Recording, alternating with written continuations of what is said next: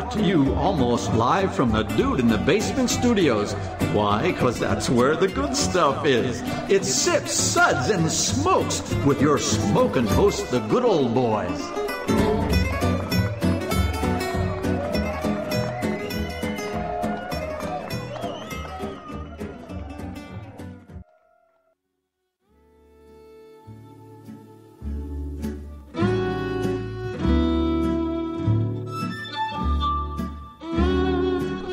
Now it's sippin' time. Oh, it is totally sippin' time. Welcome to the Sips episode, where everything good in life is worth discussing. We are the best thing on at 2 a.m., and we'd like to thank you for choosing to listen to us instead of Future Tense. Analyzes the social, cultural, and economic faults lines arising with the rapid transformation. What do you think the snooze time is on that show? 8.5 minutes? Depends on whether or not you're from Nashville. What was funny is they actually spelled analyzes wrong in their show description. So it was more of like analyze? Yes, it was. Correct. I give it 2 minutes. Right. I was like, okay, all right. Hey, this is good old boy Mike. And joining me here at the table are good old boy Sparky. Hey. Good old gal Cary Ann. Howdy. Charlie is here. Howdy. And Ginny. Hello. So this is a gang that has been alcohol infused for this episode. For a little bit. I was barrel aged, actually. Cary Ann is joining us from a blog she runs called Straight Up 615. Cary Ann, take a moment, share everyone about this blog. Yeah. So Straight Up 615 is where I write things that occasionally I get cease and desist orders from Diageo, and other times I am out talking to people about why I got that. There you go, all the way. Charlie and Ginny are joining us from the Charlie Tonic Hour. Yeah, because I'm Ginny Tonic. And I'm Charlie. And we do the Charlie Tonic Hour. Yes. And we love doing that. Yes, we do. We do it every time we get a chance. And we do alcohol. That's our podcast. We talk about drinks and how we talk it, we love it, we live it. We talk it, we drink it. It's, yeah. And they share it. And we have a shared passion, absolutely. And that's the reason why I'm so glad to have the two of you joining us here on the show. This episode is presented by Flaviar. It's an online whiskey club for spirits enthusiasts. Join the club and get your quarterly tasting boxes, free shipping on full-size bottles, invitations for tasting events, and exclusive access to rare and vintage editions. For more info, go to flaviar.com/sips. That's FLAVIAR.com/sips. Our sip segments are all about wine, distilled spirits, tea, and coffee. Our show today is actually going to be all about barrel-aged gin. Yeah, I think that's pretty much what everybody says. So here's some of the products we're going to go through today. Lockhouse Barrel Gin, the Koval Barrel Gin, the Hidden River Barrel Rested Gin, Big Gin Bourbon Barrel, and Glorious Gin Oak are the products we're going to go through today. Ginny is going to get the honors of reading our Sips ratings today because she's the rookie at the table here. So your challenge, should you accept it, we should have some Bond music in the background, shouldn't we, Sparky? Yeah, Mission Impossible. Yeah. If you have the exploding tape, is that you're going to have to read the Sips ratings, channeling your favorite aunt or relative of your choice. And I love your relative of choice. And you don't have to declare what it is. So take it away there, Ginny. These will be read in the style of my evangelical drunk aunt. Take it away. Isn't that always how it is? Yes. So a sip rating of 1. Baby Jesus, give me a glass of water to wash my mouth of the sinful product. Water. Bring water. Bring water. Sip rating of 2.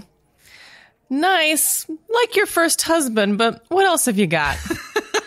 Well, isn't that nice? Boom. Sip rating of 3. Interesting. What else have you got in that bottle over there? Let me try that. Interesting. Sip rating of 4. Okay, let's keep this drink a secret between the two of us. Just pour me another, quick. That's classified. And a sip rating of 5. Lord Jesus, I was unaware that anything could be this good. Oh my goodness!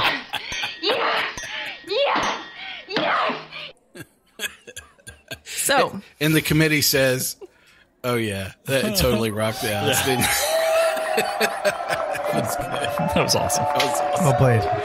Bravo. Watch and learn. I only wish I was making that up. Oh. So, barrel-aged gin. We are going to be tasting and discussing these I'll have what she's having. new category of spirits. It's emerged over the last few years on the shelves of finer liquor stores, and releases from many distilleries continue to appear.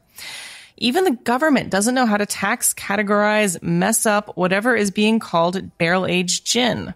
What did gin taste like more than 100 years ago?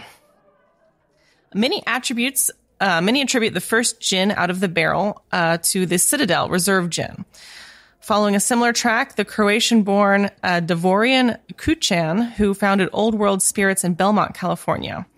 Kuchan's Rusty Blade gin steps further into the deep, woody notes. What a name of a product! That Why was would you great. choose something called Rusty Blade? Because I just killed Because Sling somebody. Blade was already taken there. Sorry. Because you really want to drink that when you drink it, the first thing you think is, I need a tetanus shot. All of a double Rusty Blade. Could you just put a lemon peel in that? All right. So, Charlie. Yes. So, and while the above distillers are working with French oak, others are working with bourbon barrels. Paul Letko of Few Spirits in Evanston, Illinois, uses new charred American white oak barrels as well as used bourbon and rye barrels in making his barrel gin. Roundhouse Spirits in Boulder, Colorado, feels similar about their Imperial Barrel-Aged Gin, a spirit that their regular customers have named Ginsky. Ooh, I like Ginsky. that. I like that. That's kind of cool. But it reminds me of like a Shotsky. But it flows a lot better than I'll have a double Rusty Blade. I'll have a double Ginsky. Yeah, I think so. Think that works better? I think so. It does. So the introduction, when they introduced oak to the gin, it can be used subtly to augment the taste of gin and produced a softer, rounder, more complex flavor profile as Citadel Reserve, it can be taken to the extreme to produce kind of a hybrid spirit, which sits directly between the whiskey and the gin. And in this case, with the specifically bold Few Spirits barrel gin. Whether pursued in a haphazard experimental way or with a methodical attention to historical production techniques, the barrel-aged gins are producing a wide variety of new flavor profiles, not necessarily Flavor profits, to be explored. Jesus. Oh, these gins are good. The only thing you won't see from these brands that follow is the term barrel aged on their label. That phrase the U.S. government now says will confuse consumers. Very confused. The Alcohol, Tobacco, Tax and Trade Bureau, otherwise known as TTB, defines gin as an unaged spirit. Therefore, aged gin is a contradiction under the current regulations in the U.S. market. Enter the lawyers. Yes. Breaking the law. Yes, and cease and desist orders So, in some cases. Yeah. That was kind of the historical context and the way the TTB looked at a lot of these products. Now, the products that we actually have today actually have moved to the point where they do have barrel-aged gin or barrel gin on the label. So the TTB is slowly coming around. Barreled but not barrel aged. Is that a distinction? Yeah, Or aged barrel is the rested. word that There you they've go. taken off because aged implies a certain age and they don't have a requirement, and therefore aged is the word they're really Yeah, that not they have into. a problem with. Yeah.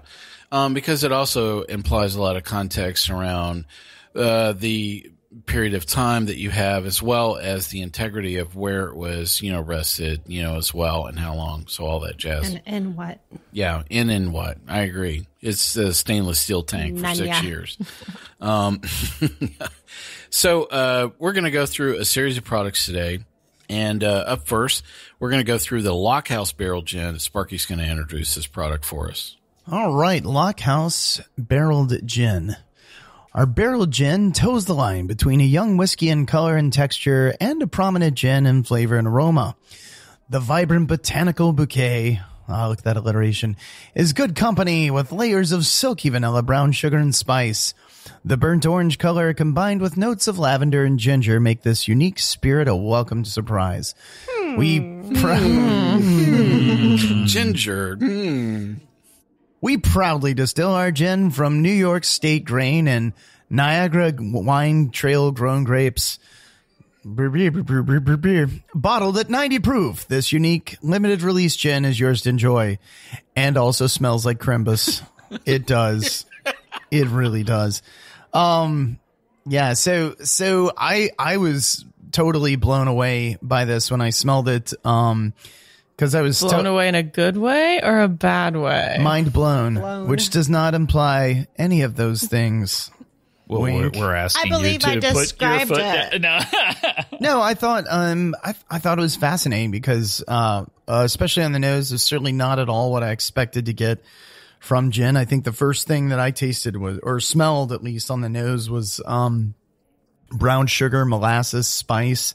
It tasted like those really great holiday molasses ginger cookies that you make. And so from a barrel-aged gin product, that wasn't even remotely what I was expecting to get on the nose. And then when I tasted it, the ginger and spice came back. There was almost like a rich, sulfury molasses in there, probably more so than brown sugar. And then it really was not what I was expecting. Well, we'll enjoy a bit more discussion about the Lockhouse Barrel Gin in just a moment. Do you think it included a Christmas song? I'm Jewish, sir. Right after this break. All right.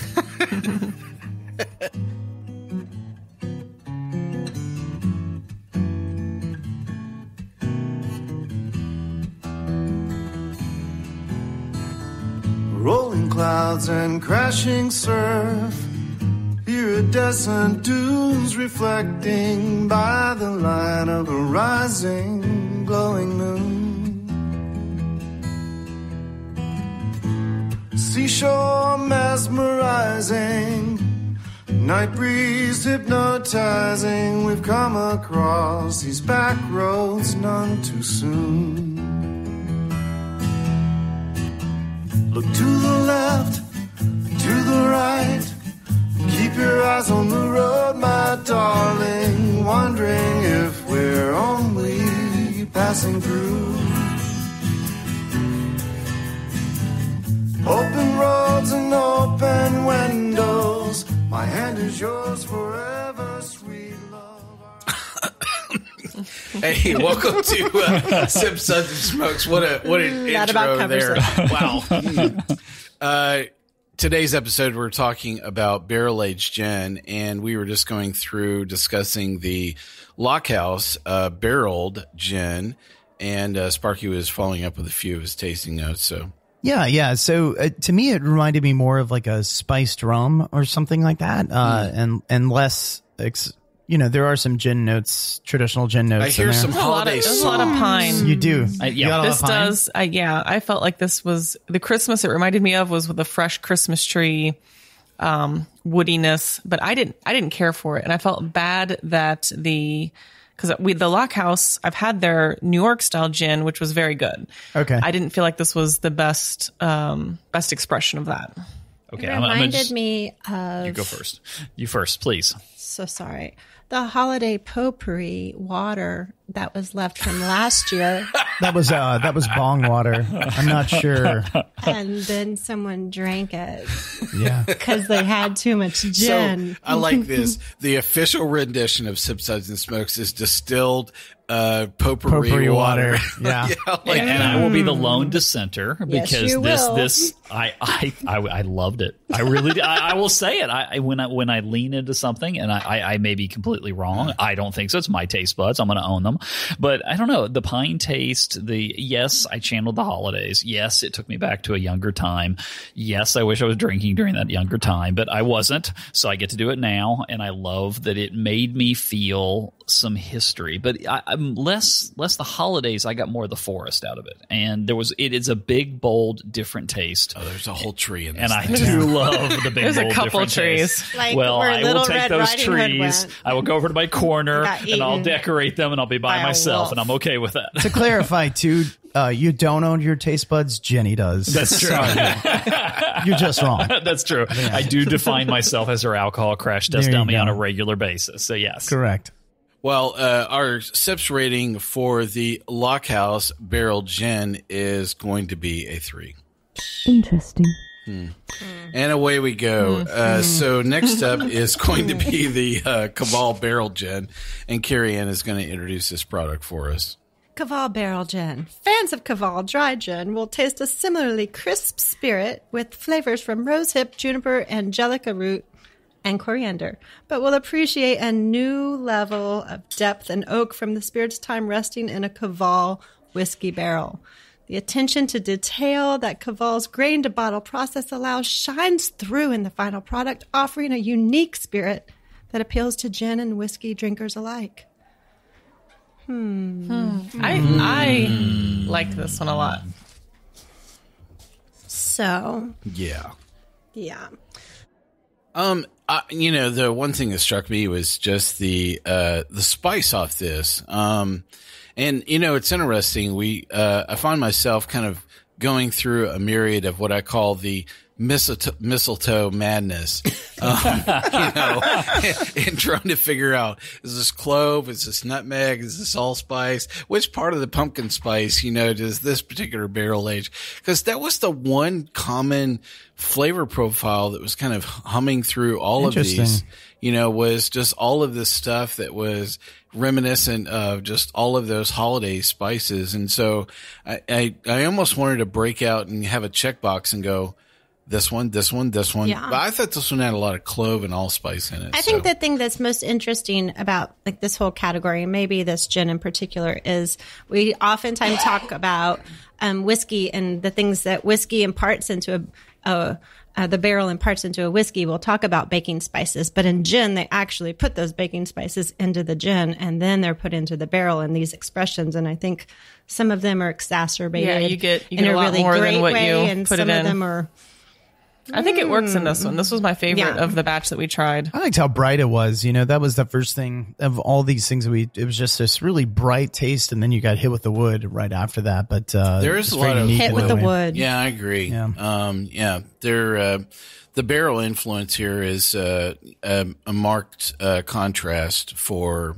But you can still taste the gin, which I appreciate. A lot of them, the gin flavor is lost from the barrel. This one still tastes like gin. I thought this was the best balance between a gin and the barrel balance between the two flavors. Yeah, I completely agree with you then. Yeah, I found it kind of to be rough but tasty. Like there was some rough elements to it. I mean, That's how you like it, though. It was no Like Jenny's Lockhouse. aunt. But it was no Lockhouse, but I'll go with it. No. I think the other thing of contrast is bringing in so much sugar, into this from a lot of the base, gin itself. This is one I think really took a huge leap, from probably where it was to where it is. So, well, our sips rating for the Koval Barrel Gin is also going to be a 3. Interesting.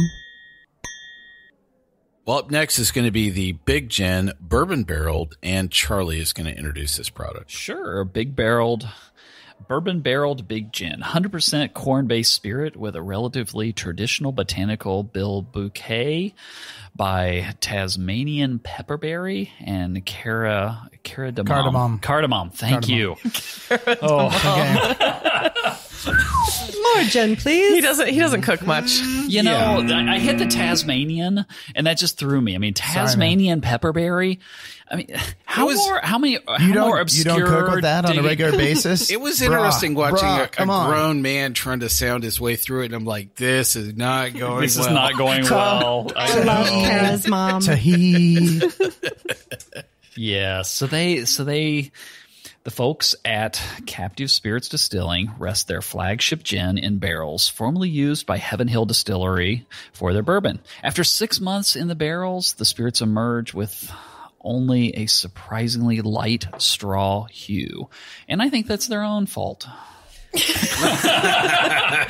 Concur. Yes. If they can go in there for 6 months and that's all they walk away with, that's their own problem. They're just not trying hard enough. Yeah, they need to get in there. Agreed. And they need to, yes. Totally agree. Yeah.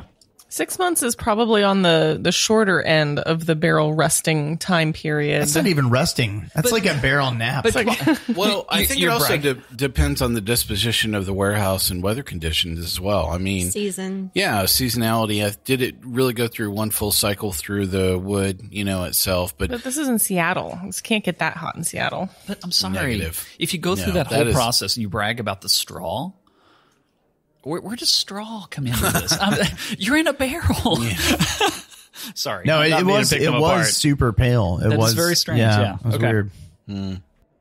Well, one of the things I will confess is this is we actually have a whole lineup of products. We had probably twice the number of products lined up.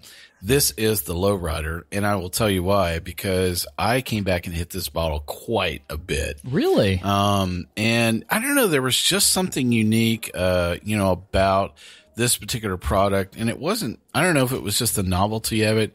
Very perfume, a lot of pine. Mm-hmm.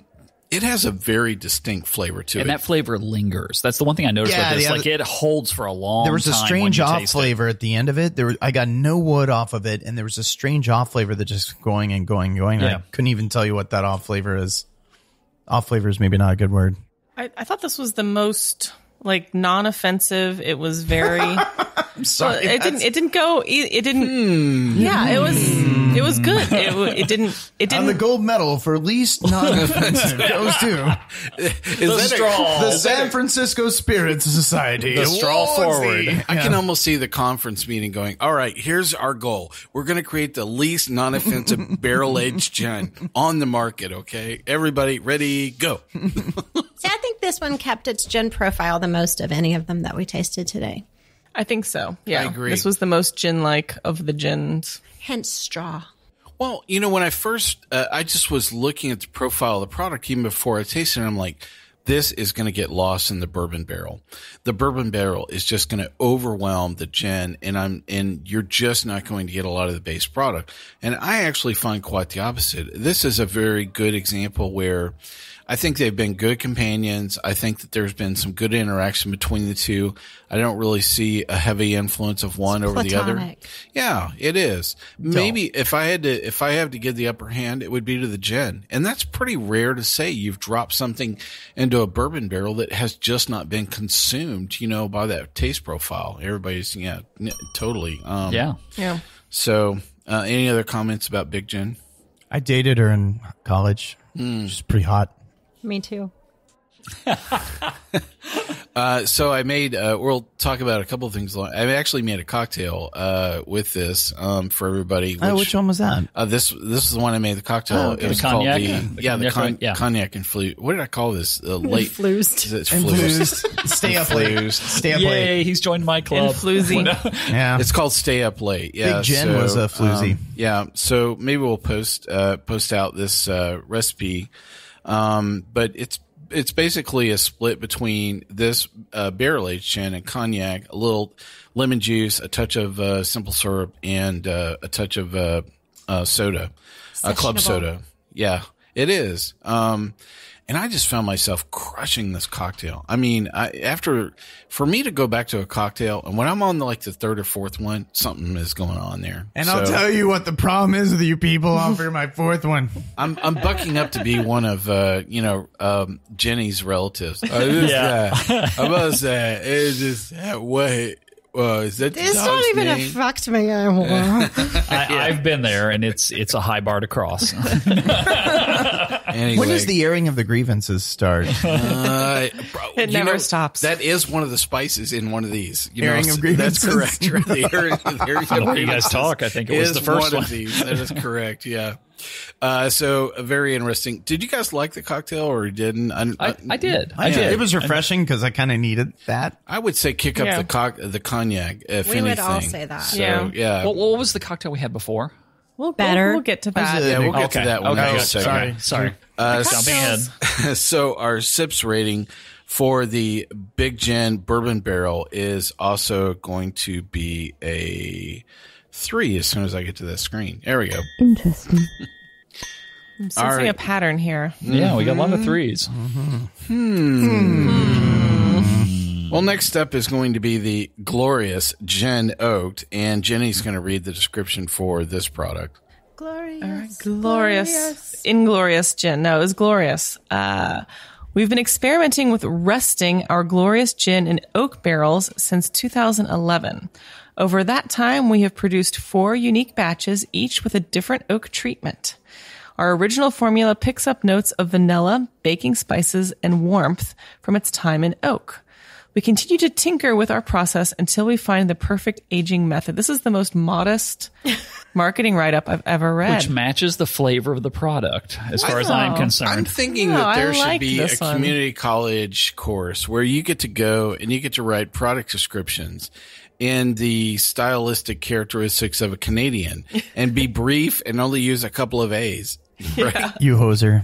You hoser. Yeah. Buy Take this. off, man. Hey. They're still Take tinkering off. with the process. They're going to find the best one eventually, but they're really happy with this one for now. You know, guys? Do you really have to create a 4-paragraph thesaurus, an adjective-laden expose of all of the, spices of the season, That's I wanna that's read Anheuser-Busch. I want to read a marketing write-up written in the style it's of like just 4 Hemingway. ingredients. They're like, It's just, Just 4 4 ingredients. ingredients. And Yeah. 5 paragraphs to describe it.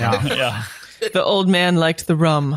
The end. Like, I agree. I like that. What is so wrong with that? That would Drop be the mic. That would be Yeah. that would be a hipster product. That would be like, Yeah, I totally agree. Yeah, that's it all the way. Well, Jenny, I have only one tasting note for this. the glorious gin. Let's get back to the gin. My Oh, note, I'm sorry. What are we talking about again? my glorious tasting gin. note for Gin. this gin was meh. Yeah. I'm with you. Almost no flavor. That was my How did you get almost really, no? I got so almost much no vanilla. flavor. I don't think you were taking. I don't- You okay, got yours drink- mixed I'm up. still Bring up the drinking it. glass. Let me have it. I'm going Wrong. to drink it right Meh. now. This may not go well. I'm not saying that it's not. I got meh. I'm not saying it's the There best is nothing thing. there. Oh, let's hear it, There's Sparky. so much. No, man. There was vanilla. There was like baking just smell the spices, nose almost on like that. some menthol notes on Sorry. the nose. Sorry. It's got such a strong nose. It Like had a great, Virginia Slim? Herbaceous Virginia Slim. I'm hearing a lot of holiday songs playing through my head as Yeah. he's going. Yeah. Let's go vanilla back. Let's go back to. Let's Did go back. Virginia Slims remind you of holidays? We need to talk I'm later. We'll just talk saying. about Jenny's drunk aunt. Yes, No. she smokes Virginia Slims. Every time. Well, I Okay, thought it had a fantastic herbaceous nose. I got a lot of vanilla and citrus and some wood in it. That was, I think, probably one of my favorite ones next to Lockhouse's Crimbus Surprise. But yeah. I find that I like this one more just because I'm defending it against people who hated it because I didn't hate it. So yeah, I, you jerks.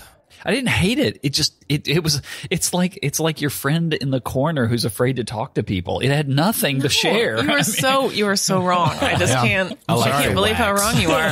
Yeah, the wax was solid. It did have an amazing wax It's seal amazing off wax. system. I know how to play a certain part. You There know, you go. I Yeah. like the wax. That's perfect.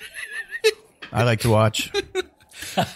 Well, It's a lot of ginger, like a lot of. Ginger, vanilla. I thought the bitter was the finish was really bitter. me try it again. Let me try it one more That was time. the one thing that got me. I keep trying and trying. Again, and trying. You're just not drinking enough.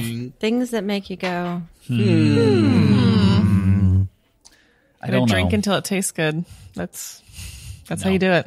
I'm just going to take my bottle of Lockhousing over here. I'm sorry. It's Christmas by myself Yeah. in this corner. This one and the Lockhouse were, I think, were the two most polarized. There were Yeah, I think so. there were the most Yeah. split opinions.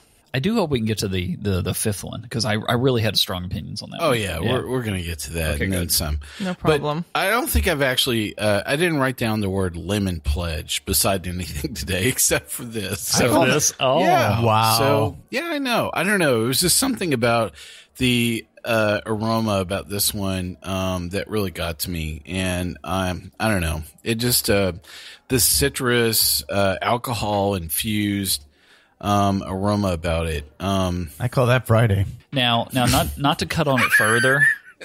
Not to cut on it further, but I am going to cut in one small way, and that is the fact that this has the hardest to read label in the history. Oh, absolutely. Yes. I mean, I cannot. If I looked, I stared at this for like 10 seconds trying to figure out what the heck the label was trying to say to me, and it is not words. It says cardamom. Yeah, actually. Thank you. Yes. Okay, I got that. That is deserved and amazing. There was a touch of sarcasm as he said. Oh, wow. That interesting discussion around the Glorious Gin. You know, we're not playing that particular game during, today. So, this is all about the beverage itself, Cary. So, I won. Yep. Oh, yeah. You're the winner, girlfriend. That's right. For sure. Well, our sips rating for the Glorious Gin is actually going to be a 2. Well, isn't that nice? Generous. So, it's such a broad range of things that we've, gone through so far. We've had, some spice bombs along the way. We've had some things where the wood has kind of come in, the sugars have kind of been in interplay. We've had all of the mistletoe, spices along the way. I think that I'm missing a couple though. So there's not been enough dreidel. We didn't have any dreidel yet. There's not been enough cinnamon in this so far. That's the one thing that has been missing, in the spice bomb, explosion. So do you think that, and I think that's one thing I found interesting about these products is, do you think that they were aiming for a common taste profile? Because that was the one thing I found a little interesting on all this was not how dissimilar they were, but how similar in terms of some spice characteristics. I think there were some notes that were consistent throughout all of them, but I don't think anybody knows what the hell they're doing in this category. Yeah, I think it's all over That's also the magic Wild of West. the barrel. You never know what you're going to get out of a barrel. All I have to say is barrel-aged gin. Well, on that note, I'll let you think about what we're going to talk about next after we come back from this break.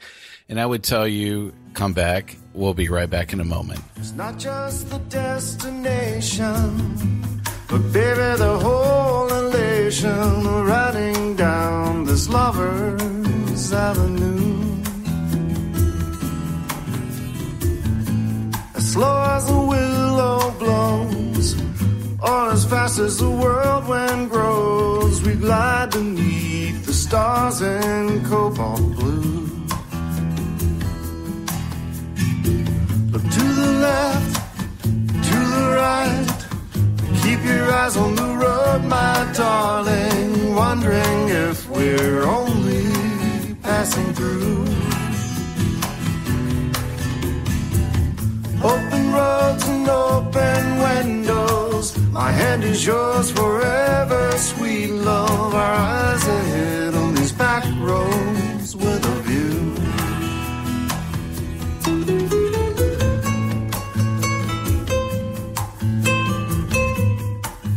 Hey, welcome back to Sips, Suds, and Smokes. This is good old boy Mike, and we're talking about barrel-aged gin today. Right. Yeah, so we've gone through a series of products that were kind of covering this topic. There is no funneling technique. It's off that, Sparky. Well, I went to UT, so we're more of butt chuggers. So I don't know if you've ever... Are you saying that the full vertical insertion at 80-degree angle is a requirement? It's really the only way to get the most out of it. What are we talking about now? Squeeze bottle. Dude. Just went to a very dark place fast. Of all the spirits to butt chug, I'd say barrel-aged gin is the worst. I would totally agree. With this spice profile, I completely agree. Ding, ding, ding. Absolutely. Why are you walking funny? Why, yes, that was a spice I would bomb. say, look, I got a splinter. would you call that a public service announcement? I would Yes, personally, yes. My house is locked. I personally would say, for those of you in Alabama, grab a hand, grab a friend, and discuss this, that you should not butt chug anything that is barrel aged. So there you go. Watch Banned it. once again. Oh, yes, that's right. We have maintained. I'm sorry, that's those only- headlines came out of the University of Tennessee. Yeah, no, that's actually true, Cary. And the truth is that really they need to start with inbreeding before they go to butt There we chugging. go. So, I mean, Roll let's prioritize everything. I here. just want to say these comments are not Charlie Tonic Hour approved. And we're already banned in Alabama anyway, so it's okay. Absolutely. Banned once again. And we have our first giveaway here on Sip, Suds, and Smoke. So, Charlie, I want you to pick up that Lockhouse. Buddy, you can take that entire thing home with you. Thank you. This is going home with me. I'm telling you, there's a crowd that's just going wild about this. So, Charlie, why are you in the corner with that bottle? It's my Christmas time. Because I can. I didn't rinse out my glass, and now I'm sad. So Ginny and Charlie had a good story about the first time they encountered barrel-aged gin that I thought would be great to share with our listeners. So we went to the San Antonio Cocktail Conference in 2014. It was the first year for the show. And that was the first time I'd had a barrel-aged gin. I'd never even heard of such a thing. I think, yeah. I was the same thing, like barrel-aged gin. That's a contradiction. No, that was so. We were at the conference, and it was like 9 a.m. first day of the conference, and I went to a gin panel because I was new to gin. The panel gets earlier and with more gins every time he tells the story. Yes, just so you know. So there was like 5 gins. They did the whole style. They did all the cocktails behind it, and then they walked you through and really taught. But they talked about how gin is like a palette you can paint with. But then these people from Treaty Oak Distillery, who are out of Texas, who are amazing and doing amazing things with barrel-aged gin, and they introduced me to my first ever barrel-aged gin. And it was mind-blowing to me because I got the notes of what I love from bourbon. I got the kind of the palette of gin. Well, I think that's why it was exciting, is because it was so new. It doesn't taste like anything else you've had. Yeah, it was when you fresh. try it, you can't place it. It doesn't taste like a gin. It doesn't taste like a whiskey. Yeah. It's just, and how often in life do you get that experience where you taste something that doesn't really taste like anything else you've had before? It is kind of exciting. The first time I did Malort shots, actually. Yeah. Oh yeah, that's totally that wins the does not taste like anything else. That is true. Yeah. Yes, That's yes. right up there in the same category. That doesn't make you go, that makes you go. That may not be the best advertisement. But distilleries they can have a hard time trying to market this because people like us, Yeah. we don't know. We had no idea what it was. We don't know what it is. We don't know what to expect. We don't know what to do with it. Like, what do you mix with it? What do you make You're with not it? alone. Yeah. Retailers, restaurateurs, bartenders, nobody knows And what to I do think with that's it. why I've carried forward a love of barrel-aged gin since then, because from that moment I was just like, oh my God, this is so different. This is so refreshing. This is so new. This is so tasty. And I don't know that I found a similar representation to kind of what I got there, but I've liked some of the products here. I loved what Treaty Oak was doing, I'll say. But so I want to challenge you, though, because how often have you went to the store to purchase a bottle of barrel-aged gin? That would be none. If what I had experienced, if I could have gotten what I had there, the 46, You're remembering a very drunk, glorious moment. I'm sorry. I will own that and love Glorious. it. I And got like hold this. it I got like in my this heart. whole scene playing through my head as I'm walking into a retailer that I might have known, and I walk in and going, "Yeah, I want the barrel aged Koval," and they're going, "Wait, are you ill?" Yeah. See, I think it's a product ahead of its time. I think there'll be a time So, where we'll be excited about this in you know a what, deeper Charlie? way. It sounds like you're ready to claim yourself as the barrel-aged gin evangelist. Is that?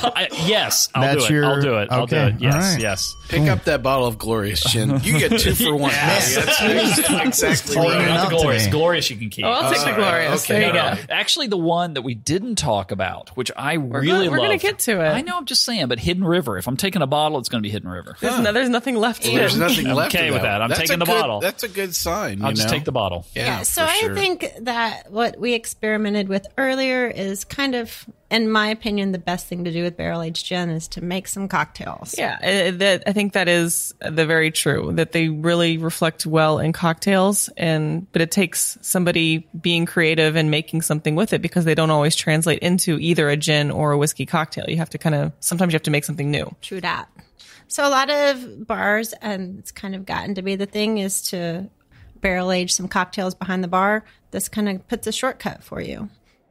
That's a good point. I completely agree. And so as these products are actually rolling in for us to review, that was one of the real challenges, that I was finding as this was coming in for, to look at evaluation is what's the conversation, around these? And I was kind of debating, do we taste these straight up neat? Do we have, do we infuse these in some cocktails, between Sparky and I and I really felt like there was a good conversation on both sides of the coin. And I like the fact that we talked about one cocktail. We're going to talk about another one here before we close out the segment. But I really feel like that really is a good expression of the range that this product can bring around. And I think that you shouldn't pigeonhole it to say that it should be all with one or all the other. I really think there's some room for both, trying it neat as well as within a cocktail. So yeah, everybody is nodding a lot of heads all the way around for that one. Well, I'll tell you what, let's get right into the last product we're going to review for this lineup, which is the Hidden River Barrel Rested Gin. And here is a quick introduction for this product. The Manatawny Stillworks Hidden River Gin is a mysterious complex as the winding waters from where it carefully distilled. Unexpected twists of vanilla, caramel. Wait, there's a river and it involves vanilla and caramel. Okay, all right. So, Willy Wonka. I was going to say that was totally. Are there Oompa Loompas on the side of it? And when I fell in it, they sang a song. I agree. Dip your donut in it. There you go. Yes. I agree. This is a glazed donut infused experience. Anyway, so it's vanilla, caramel, and spice tamed juniper into a mellow favorite as the oak barrel's transformative interior creates a complex and compelling spirit. Straight off, gin drinkers will notice the complexity in Hidden River and whiskey, and Scotch drinkers will enjoy Hidden River barrel rested's nuances, flavor, and mellow and smooth finish. Light amber in color, Manatawny Stillworks aged gin delivers the perfect amount of sweetness and warmth. With a sip neat, with underlying juniper commingling with hints of oak and whiskey. I would say gin jinky, Shaggy. I would say that the following adjectives in this lineup should be stricken. You should not be able to use the word transformative, commingling, and commingling. I agree. In any product description for any alcohol and whatsoever. the number one adjective I'd use for it, they forgot to mention. It is super smoky, which is why I insisted we talk about it and make a cocktail with it. So whoever was the individual from Iowa that wrote this, they should not be employed any longer. They should maybe taste Hidden River. The adjective they use that I do agree with, though, is mellowed, because I think that is an effect that you have on a lot of marshmallows. Mellowed. It mellows some of the juniper and the botanicals. I think that's what you see a lot with barreled gins. It's actually going to bring the botanicals down just a little bit, and you get a little bit more of the barrel, which is nice. When I have presented barrel aged gins to whiskey drinkers, they tend to, if you're a whiskey drinker, they go, "Oh, I like this better than most other gins because it's got a little bit of the barrel in it." Yeah. I mean, it's not. They don't switch to drinking barrel aged gin, but they go, "Okay, I can see where you're coming from." All the barrel aged I tasted today, this was the one I immediately was like, cocktail with this. The first thing I wrote down, it's going to stand up and it's going to add some really yummy stuff to it. Yeah, the first thing I wrote down on my tasting notes was caramel, before anything else. And then the wood just kind of came in and just mellowed everything out. So I like the smokiness, and I agree with Cary on the smokiness. Also, I got a lot of honey for some reason. That hit my taste buds. But I also like that it's got the creepiest label I've seen, which is like these like dark woods with the word gin just kind of peeking out. It's like the gin's gonna murder like a you. poster for a horror movie, but it's beautiful in the way it's presented. So. Fantastic. But the cocktail you made with us was fabulous. Yes, you did. Yes, and please I think talk that, about the cocktail. Oh, let's hear about it. It was really good. And it was a good example. It was simple. I made a Negroni with the barrel-aged gin, and a lot of guys behind the bars are doing barrel-aged Negronis. So I thought this one, because it had so much smoke to offer, was going to make a really great cocktail.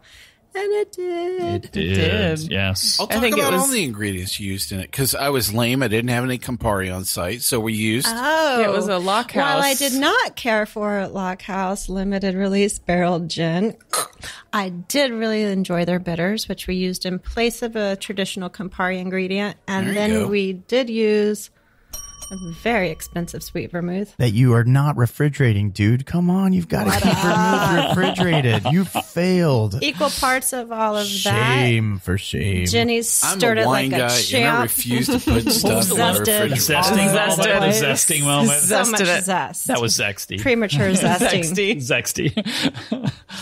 It was fabulous. Still love you, Mike. Drink some more of that. Yeah. So I think the Lockhouse made this cocktail, honestly. Vermouth group therapy on Thursday at 1:00, right? There's an intervention coming. Okay. It involves a refrigerator. I got Look, that. I think this one in particular, and maybe any of the barrel-aged gins that you find out in the market, taste them, see what their strongest profiles are. Are they more gin? Are they more whiskey? Try any cocktail. That could go either way. Well, though, one of the things I would love about this product is we haven't talked about as we've had the benefit of actually tasting the companion products alongside, many of these. So we actually got to taste basically the base gin that they dropped in the barrel before it was barrel aged. And we really liked, the base gin. It was, it didn't make very true. It didn't make our top 10. It wasn't the top 10, but it was in the top 20 for sure. I mean, it was one of the things that I think was a real surprise, out of a lot of the products that we tried along the way. And I like the fact that we're talking about the barrel aged gin because between the two companion products, I like the barrel aged product better. And that's pretty rare for me to say I would actually like the barrel aged product better than the base product itself. I really thought that it was just a very good representation of a lot of things that you could improve, with barrel aging itself. I don't think it altered everything. The sweetness in the vanilla definitely came through a lot harder, with the barrel itself. Yeah, for sure. In this. So I love the cocktail, that you made with this. Yeah, the cocktail turned out really well, man. Yeah. Well played. I call my wife, man. What's up, dude? That's another story. I know. Well, so do you think that the barrel aged trend, is that going to continue, or is that going to kind of fizz out? Because it seems like people are still struggling to figure that out. Well, let's give our review for this real quick. So, good question, though. It is a good question. We'll get right back to that. We're going to get right back to that because we do have some time to tackle that. Our Sip, Suds, and Smokes rating for the Hidden River Barrel Rested Gin is actually going to be a 3. Interesting.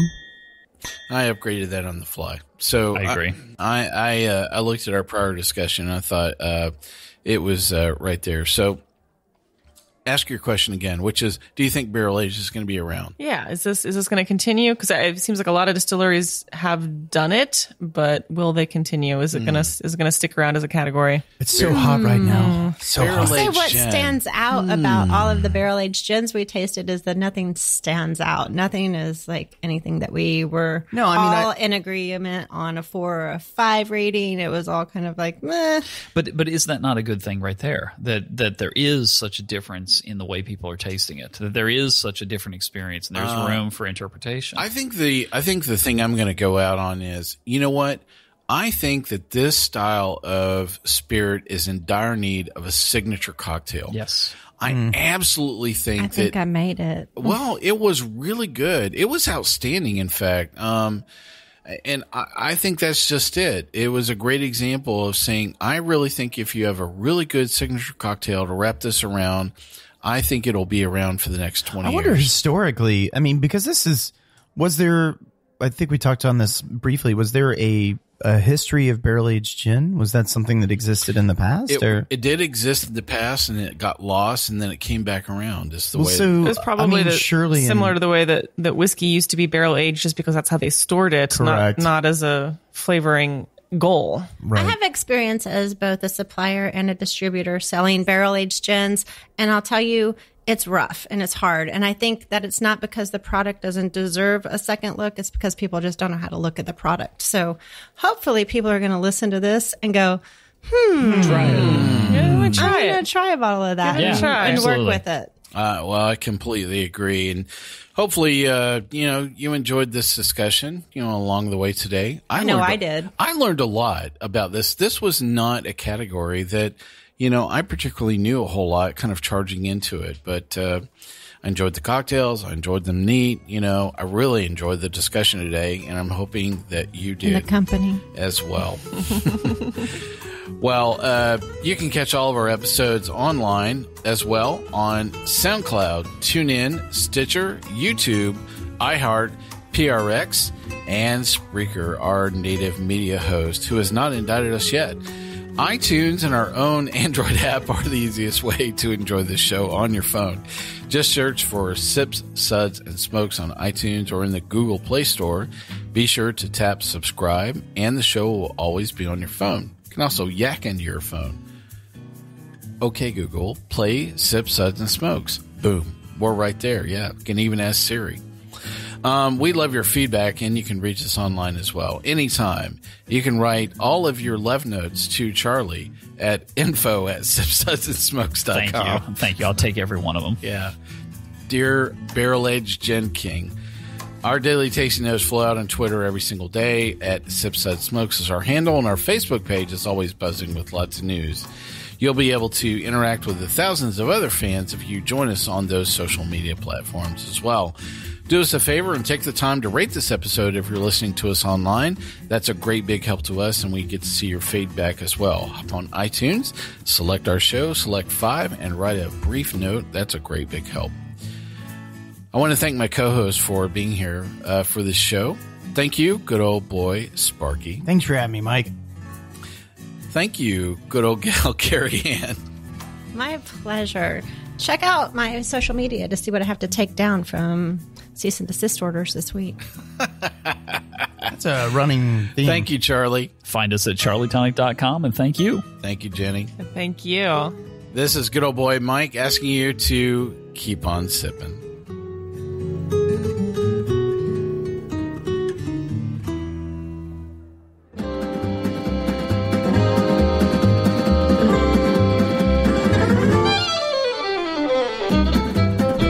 This has been a one-tan-hand production of Sips, Suds, and Smokes, a program devoted to the appreciation of some of the finer slices of life. From the Dude in the Basement Studios, your hosts, the Good Old Boys, will see you all next time.